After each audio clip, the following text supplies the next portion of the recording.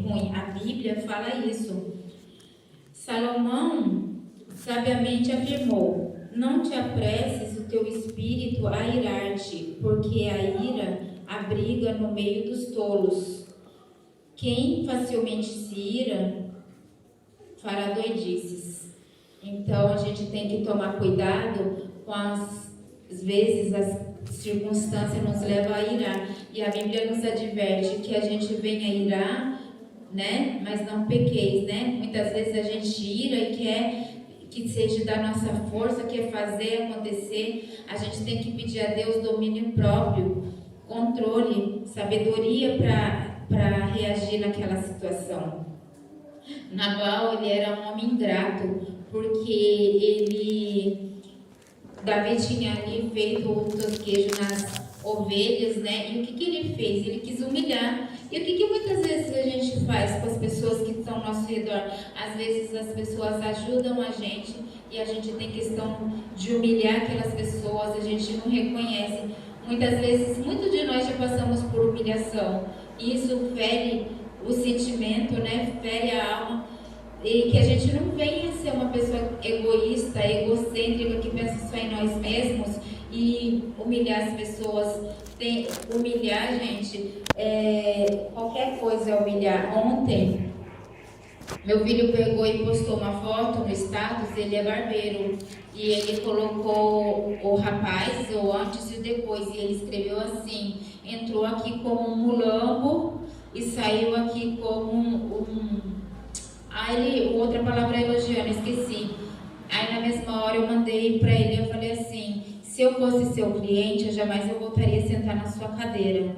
Por quê? Porque às vezes a pessoa sentou ali não só para cortar o cabelo, mas para você desabafar, falar uma palavra de Deus. Muitas pessoas às vezes vão até você porque ela já está triste, ela já sofreu uma palavra: mas você está com o cabelo feio. Às vezes, você está assim assado. Às vezes a pessoa ela já veio tão destruída de casa porque foi humilhada, foi ofendida e senta num lugar e a pessoa humilha mais isso. A gente não tem que tomar cuidado com as nossas palavras. Eu sei que a intenção dele ali naquela hora não foi humilhar a pessoa, mas às vezes a pessoa já está machucada e aquilo vai ferir o sentimento dela, ela vai sair pior ainda do que entrou. O bom foi que ele reconheceu na mesma hora, ele apagou a foto, mudou, né, a palavra, e eu fiquei feliz com a atitude dele. Nabal, ele era incomunicável. No versículo 17 de 25, o empregado foi falar com ela, porque Nabal, o patrão, ninguém podia falar com Abigail, né? Abigail teve que sair e não pôde falar com o marido. Para você ver uma pessoa ruim, um homem ruim, uma mulher ruim, né? Porque aqui fala de Nabal, mas existem mulheres também que têm o mesmo temperamento. São pessoas que não têm comunicação dentro de casa. E às vezes você quer falar com a pessoa não quer, você falou uma coisinha, já grita, já ira, e isso vai causando um desgaste dentro da casa. E eu vi aqui que hoje tem bastante criança de colo, e a gente tem que tomar muito cuidado. Nabal, ele foi insensato, ele soube que a sua família estava ameaçada, seus bens, os seus filhos, mas mesmo assim ele não pensou na forma que ele ia falar com o rei. Muitas vezes é isso que a gente é insensato. A gente, em vez de respirar, pensar no que vai fazer, a gente não olha a consequência que aquilo vai trazer para dentro da nossa casa, para a nossa família. É muito complicado isso, porque a gente tem que ser mais vigilante. O que torna uma família equilibrada é a presença de pessoas que sabem manter o relacionamento equilibrado. Este é um conceito que pode aplicar em todos os relacionamentos, né? Abigail resolveu agir. O que Abigail fez quando ela soube da atitude de Davi? Ela foi lá, fez o banquete e ela foi lá levar para Davi. Ela foi sábia, ela falou assim: eu vou rapidinho lá. Antes, eu acredito que ela deve ter orado a Deus, né? Porque ela era serva de Deus, ela deve ter pedido orientação a Deus, porque ela foi falar com o rei, né? Ela não se preocupou com isso, a confiança dela estava maior em Deus. Existem situações que a gente vai ter que agir, e a nossa confiança vai ter que estar no Senhor. A Abigail foi responsável. Ela não ficou em casa esperando a morte do marido. Ela não ficou em casa esperando. Ela não queria ver sangue descer dentro daquela casa, né? Ela foi usada por Deus, porque através dela, Davi, o que ele fez? Através dela, ele reconheceu que não podia fazer justiça com as próprias mãos. E Abigail agiu com bom senso. Ela soube apreciar os fatos, agiu no tempo certo, esperou o melhor momento para conversar com Nabal. Ela chegou em casa, o marido estava embriagado e ela não falou com ele naquele momento, ela simplesmente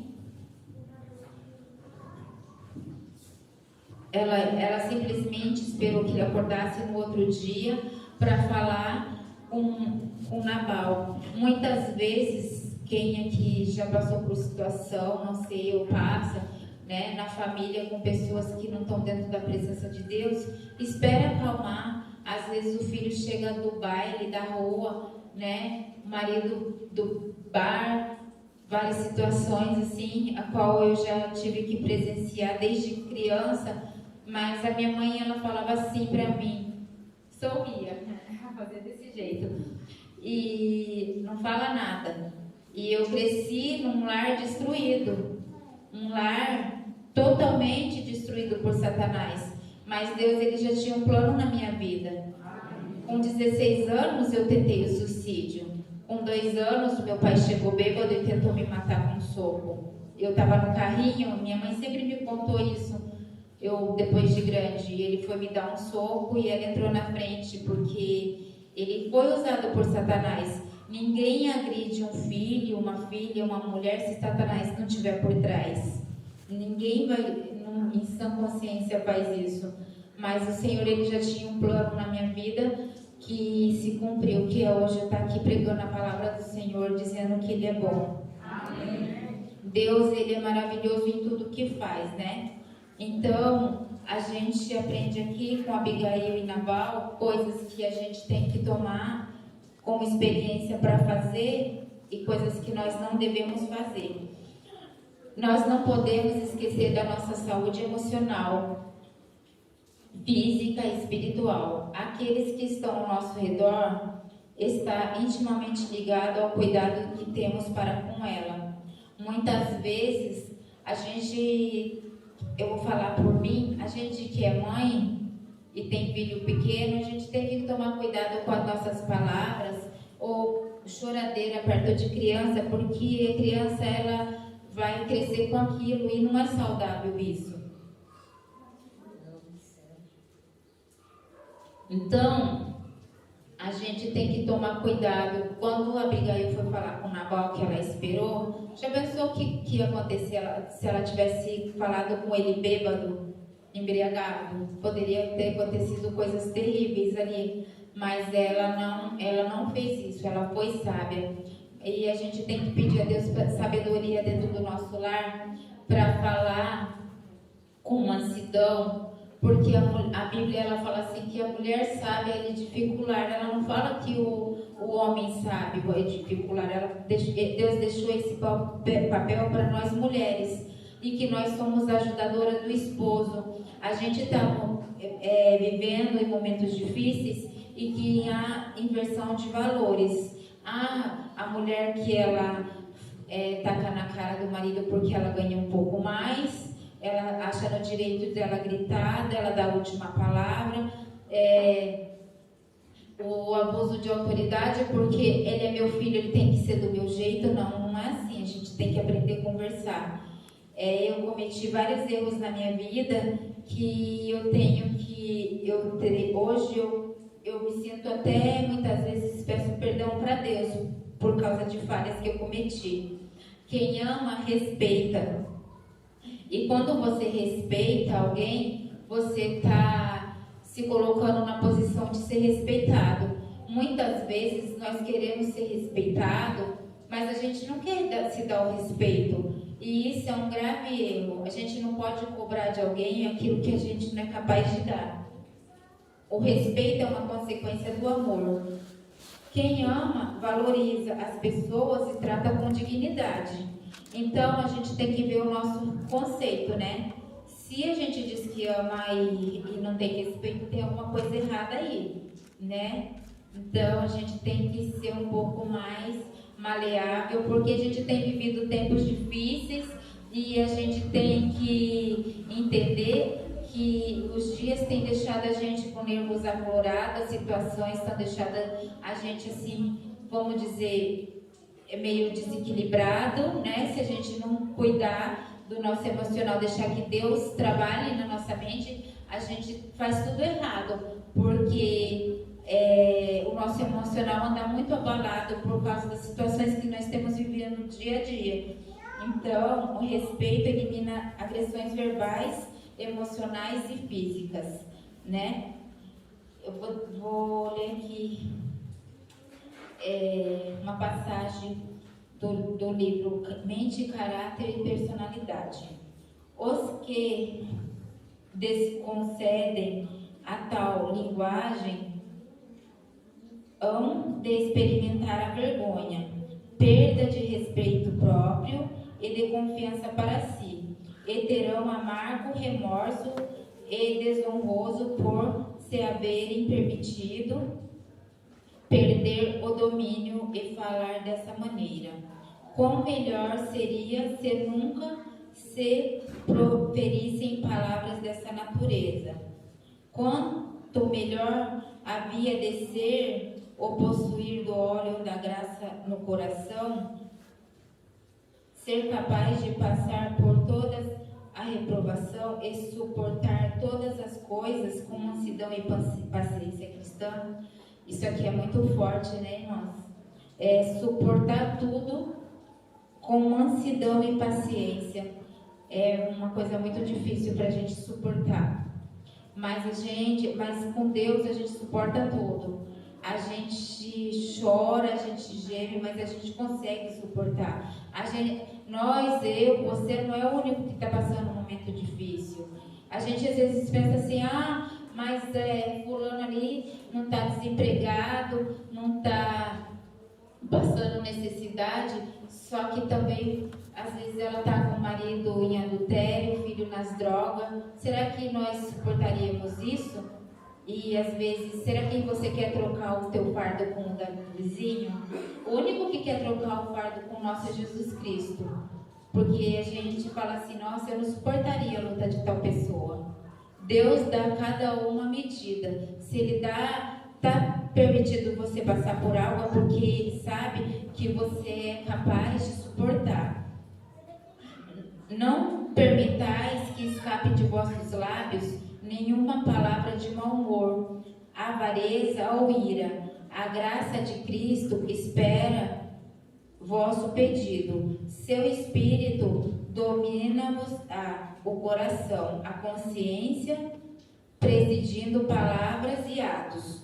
Nunca percais o respeito de vós mesmos devido a palavras precipitadas e impensadas. Cuide de vossas palavras, sejam puras e santas nossas conversas. Dai a nossos filhos um exemplo que desejais que eles sejam. Mente, caráter e personalidade. Volume 1, página 257. Então, é aqui também, né? Cuide de vossas palavras, sejam puras.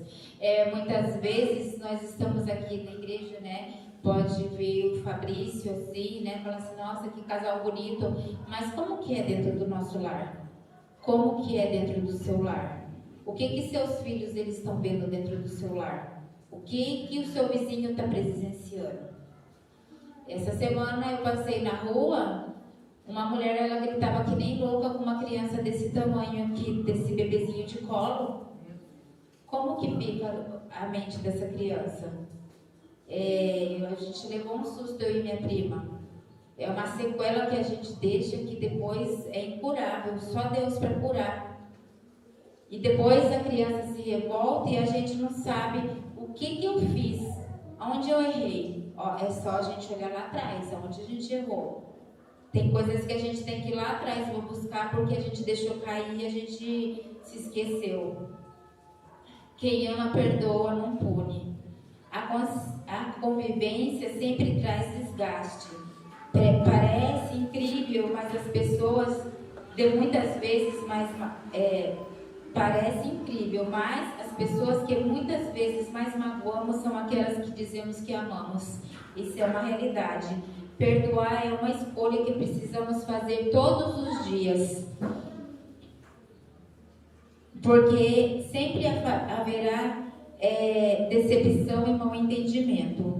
Porém, a falta de perdão é assassina. Mata nossos relacionamentos, nossa saúde, nossa alegria e nos impede de caminhar com Deus. Se você não escolher perdoar todos os dias, daqui a pouco você não consegue mais nem cultuar, você não consegue nem orar. E quando você chega e fala assim, irmã, não consigo orar, não tenho forças, pode ter certeza, você chegou ao último estágio da sua vida. Aí só Jesus para fazer o milagre. Então a gente tem que tomar muito cuidado. Às vezes, eu fui da Universal 12 anos, né? E quando eu tinha Santa Ceia lá, o pastor falava assim, se você precisa se reconciliar com alguém, que precisa pedir perdão para alguém, que você faça agora. Muitas vezes eu saí lá de onde eu estava sentada e ia pedir perdão para o meu filho. Porque eu tinha feito meu filho chorar à noite por causa de atitudes que eu tinha passado que o menino não tinha nada a ver. Hoje eu me arrependo por muitas coisas que eu fiz, porque eu falava que eu tinha Deus, mas de fato, muitas vezes eu me achegava e me afastava de Deus.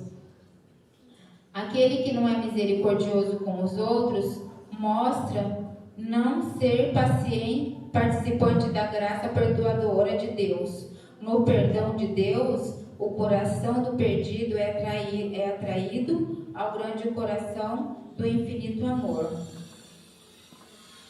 O perdão é libertador, né? Lá em Salmo 32:1, bem-aventurado aquele cuja a iniquidade é perdoada. O perdão, ele gera perdão. Porque se perdoarem aos homens as suas ofensas, também o vosso Pai Celeste vos perdoará. Se, porém, não perdoarem os homens as suas ofensas, tampouco o vosso Pai perdoará as vossas ofensas. Mateus 6:14. Perdão não tem limites. Portanto, Pedro, aproximando-se, perguntou: Senhor, quantas vezes meu irmão pecar contra mim, até quantas vezes meu irmão que pecar contra mim, eu devo perdoar? Até 7 vezes? Respondeu Jesus. Não, te digo que até 7 vezes mais 70 vezes 7. Conclusão: homens e mulheres podem atingir o ideal de Deus a respeito de se tornarem a Cristo como um ajudador. O que a sabedoria humana não pode fazer, sua graça realizará pelos que a Ele entregarem em amorosa confiança. Sua providência pode unir corações com laços de origem celestial. O amor não será mera troca de suaves, lisonjeiras palavras. O tear do céu tece uma trama e urdidura mais fina. porém mais firme do que se pode tecer nos teares da terra.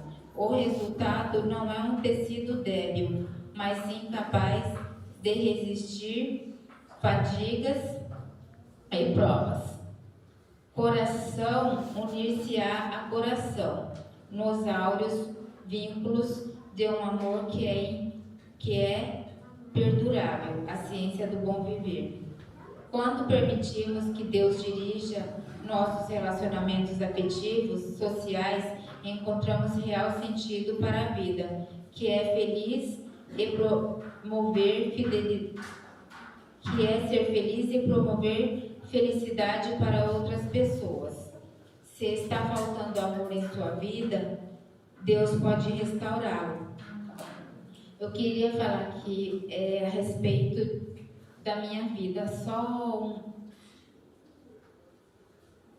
um pedacinho do que eu passei com meu filho. E o meu testemunho é bem parecido com Nabal e Abigail. Eu fui casada há 22 anos com um homem muito ruim, que ele era muito ruim.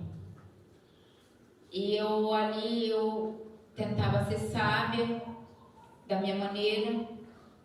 Muitas vezes eu fui uma mulher rixosa, falei quando eu não devia falar, mas a sequela que eu trago maior é em relação ao meu filho. E muitas vezes o pai dele chegava bêbado dentro de casa, ou entre outras coisas. Quando eu via assim que o carro encostava, eu já sentia medo, meu coração já disparava e eu tinha medo, e ele não gostava nem que eu falava dentro de casa, que risse, que nada. E muitas vezes eu fazia assim, gente, Kaique, desse jeito, Kaique, chegava perto do menino, porque eu tinha medo da atitude do pai dele.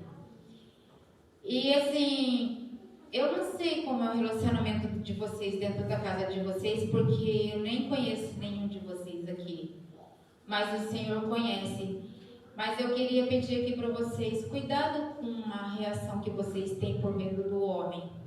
Você só precisa confiar em Deus, você não precisa ter medo da atitude daquele homem ruim que está chegando.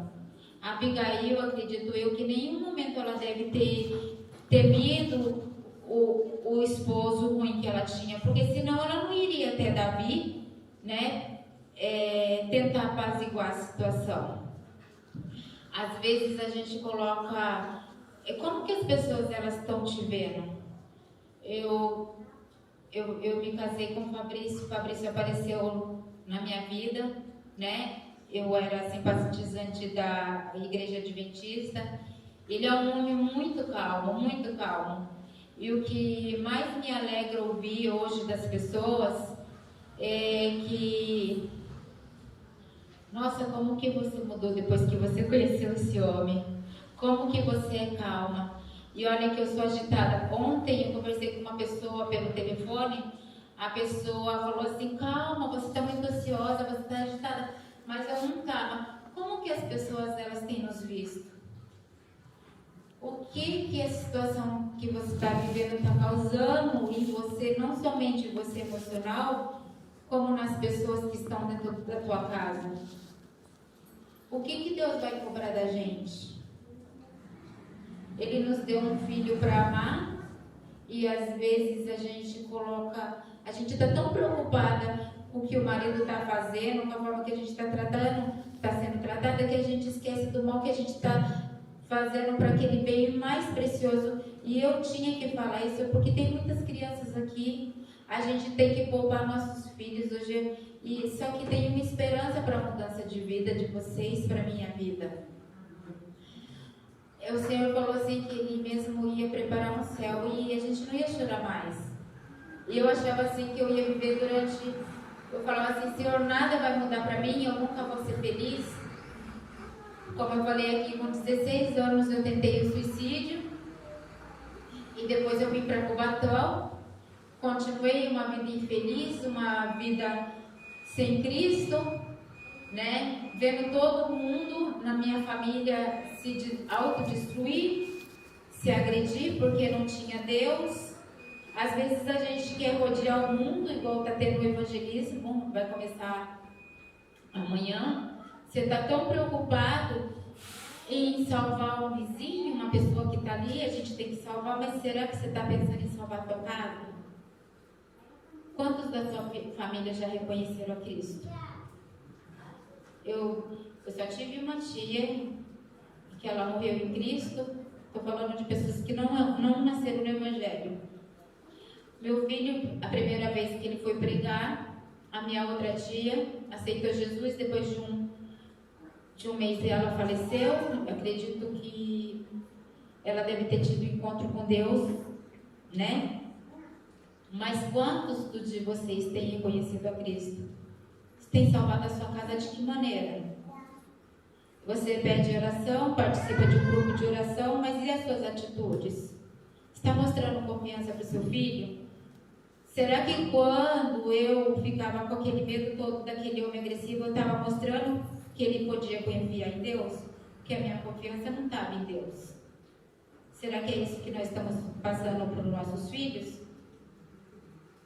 Não sei quantos aqui são avós, né? Mas qual a lembrança que os netos têm dos avós? Eu tenho boas lembranças dos meus. Igual eu falei para o Fabrício, a minha bisavó, eu ia levar o dízimo para ela. Eu já aprendi muita coisa do sábado sendo católica. Então, qual a lembrança que nós vamos deixar? O mundo jaz maligno. E a gente está no fim do princípio das dores. Eu não acredito que a gente está no fim das dores. Jesus está voltando. E ali, como Deus fez com Abigail, Deus ele me honrou. Deus mudou a minha história, né? Eu conheci o Fabrício. Eu não sei se ele achou graça em mim, como Davi achou graça, né? Porque Davi falou assim, se essa mulher, ela é capaz de fazer isso por um homem que é tão mau, o quanto dirá para mim que sou rei, né? Então, igreja, fica aqui um alerta para nós hoje a respeito das nossas atitudes. O quebrando o silêncio não é só uma maneira de falar, porque muitas pessoas acham que é só a respeito de abuso sexual, mas não é não. O emocional, ele é tão sério que vocês não podem nem imaginar. Eu tenho sequelas terríveis. Eu tenho lembranças que não se apagam da minha mente. Eu tenho lembranças de quando eu tinha 7 anos. A gente tem que tomar muito cuidado com as lembranças que a gente vai deixar para nossas crianças. Ou de até mesmo como a gente está se comportando como esposa, porque a gente não pode culpar só os nossos maridos. A gente tem que pedir todos os dias para a gente ser uma mulher sábia, uma esposa melhor, uma mãe melhor, uma vizinha melhor, né? A gente tem que ser apaziguadora, né? A gente tem que trazer paz onde a gente está. O Fabrício foi trabalhar em São Paulo. Eu fico feliz porque ele pegou amizade com o Senhor e o Senhor vê Deus na vida dele. Ele não precisa falar muito. O homem, ele fala assim, outro dia eu ouvi um áudio, tá chegando a minha hora. Ele quer dizer a hora que ele vai ter que se render ao Senhor, né? Ele sempre fala com o Fabrício deixou ali uma semente naquele lugar. Qual é a semente que nós estamos deixando onde a gente tem passado? Eu fico feliz porque onde eu passo, eu posso falar que o que eu e meu marido somos na rua, a gente é dentro de casa. O temor que a gente tem aqui dentro da igreja, a gente tem dentro de casa. Porque a igreja é lá dentro de casa primeiro. Não é legal uma pessoa chegar dentro da nossa casa, a gente está aqui como obreiro, recolhendo dízimo, dando oferta ou pregando, mas lá a gente vê muitas pessoas que dentro da nossa casa um comportamento diferente e muitas pessoas hoje elas não querem ir para a igreja para ser como pessoas que talvez nós estejamos sendo e não estamos percebendo. O pastor Luiz Gonçalves falou a semana passada, muitas pessoas não querem ir para a igreja por causa do tipo de pessoas que nós estamos crescendo. Então a gente tem que tomar muito cuidado. A minha oração nessa manhã é que o Senhor venha nos tornar pessoas mais sábias, mais mansas, pessoas mais amáveis, que a gente tenha mais capacidade de perdoar. E em relação ao perdão, eu descobri que eu não tinha perdoado o pai do meu filho, mesmo depois de morto. Eu continuava amarga. Eu tive que fazer uma oração e falar: Senhor, eu perdoo ele. Será que você precisa perdoar alguém? Será que tem alguém que já morreu e você ainda tem mágoa do que aquela pessoa falou ou fez para você? Será que a gente não precisa rever muitos conceitos? Essa é a palavra que Deus colocou no meu coração para trazer para a igreja nessa manhã. E eu vou louvar o Senhor mais uma vez com esse hino, porque é o céu que Deus prometeu para nós, onde não vai ter mais choro, não vai ter mais pranto, ali tudo é lindo, nós vamos pisar em ruas de ouro, não vai ter mais, Ele vai recolher a última lágrima. Tudo que você estiver passando aqui é passageiro. Confia no Senhor, porque Ele tem cuidado de ti. Se Ele te trouxe aqui nessa manhã, é porque Ele quer falar: eu te amo, eu te sustento, eu tenho te ajudado, confia em mim. Ele é capaz de nos mudar e de nos moldar, que nós venhamos nos colocar nas mãos do Senhor e deixar que Ele nos molde e nos faça um vaso perfeito nas mãos dEle. Amém.